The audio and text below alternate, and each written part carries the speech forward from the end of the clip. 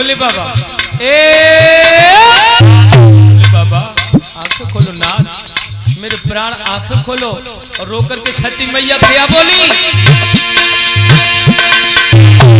अरे जो हमने करी है सजा बहकाती, दिल के भाव अब बिकाऊं कैसे, रूठे रूठे मन भोला मना कैसे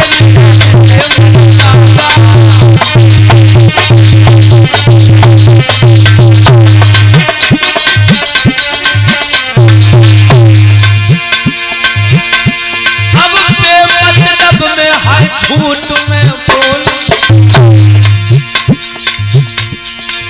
अपने पिया की मैंने छाती अब छोड़ी, गुरु आधार इन्हें समझाऊं कैसे, रूठे रूठे मन भोला मना कैसे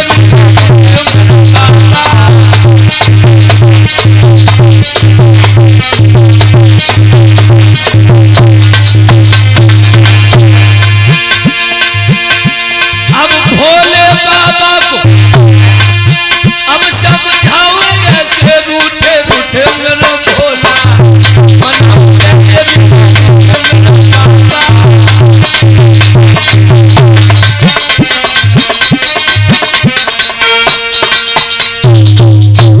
भाइयों, आज भोले बाबा को 87,000 वर्ष हो जाती हैं।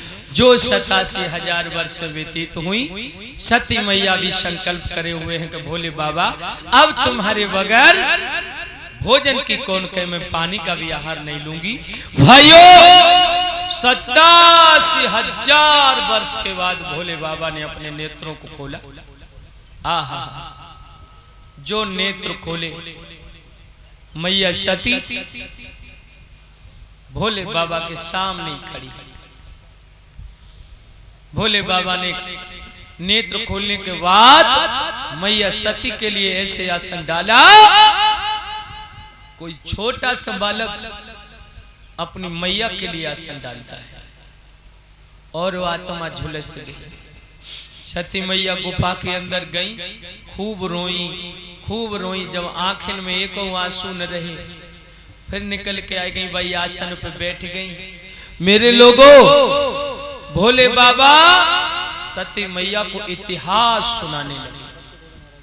इतिहास भाइयों, सुनते सुनते मैया सती की नजर अंतरिक्ष में पड़ जाती है।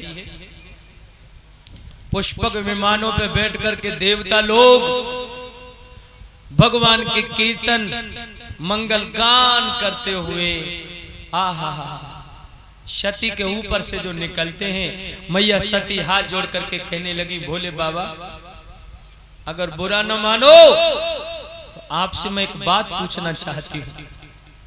भोले बाबा कहने लगे, हे सती क्या पूछना चाहती हो, पूछो। कहने लगी, भोले बाबा जो आसमान से विमान जा रहे हैं, कहाँ के लिए जा रहे हैं? भोले बाबा कहते हैं, हे सती इस बात को तुम हमसे न पूछो। मैया सती कहती है, नहीं भोले बाबा, अगर तुमने ये बात हमें नहीं बताई तो तुम्हारे चरणों की सौगंध खा रही हूं, मर जाऊंगी लेकिन दोबारा तुम्हें मुख नहीं दिखाऊंगा। भोले बाबा कहते हैं, हे सती पूछना ही चाहती हो तो सुनो। तुम्हारे जो पिता हैं दक्ष, आहा उन्होंने बहुत बड़ी भागवत कराई है, जिसमें बड़े बड़े देवता बड़े बड़े महात्माओं के लिए अपने यहाँ बुलवाया है।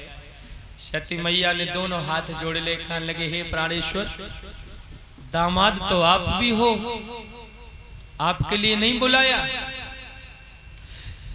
भोले बाबा कहने लगे, हे सती एक बार देवताओं की सभा लगी थी, हम ध्यान में बैठे हुए थे, तुम्हारे पिता दक्ष का आगमन हुआ।